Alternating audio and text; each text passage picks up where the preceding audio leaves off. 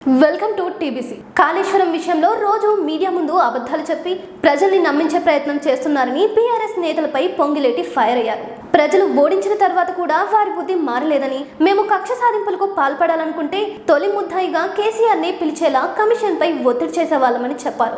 L&T సంస్థ కూడా ఒక అక్యూజ్డ్ అని, ఆ సంస్థ ఇచ్చిన నివేదికను అడ్డుపెట్టుకుని ఓ పత్రికలో క్లీన్ షీట్ ఇచ్చినట్లు రాసుకున్నారని చెప్పారు. కమిషన్ ముందు కేసీఆర్ పీపీటీ ఇస్తున్నారని ప్రస్తావించగా, ఆయనలో ఉన్న శిల్పి గురించి ప్రెజెంటేషన్ ఇస్తారా, కవితకు మంత్రి పదవి ఇస్తున్నారా, ఏ ఛాంబర్ కేటాయిస్తారు వంటి విషయాలపై మాట్లాడే స్థాయి నాకు లేదని చెప్పారు. కవిత వివాదం టీకప్పులో తుఫాన్ లాంటిదని, ఎవరి మీద పోరాటం చేస్తుందనేది కవిత చెబుతుందని నేను ఎదురు చూస్తున్నా. 5 సంవత్సరాలు రేవంత్ రెడ్డి సీఎంగా కొనసాగుతారని, ఆయన పదవికి ఎలాంటి డోకా లేదని చెప్పారు.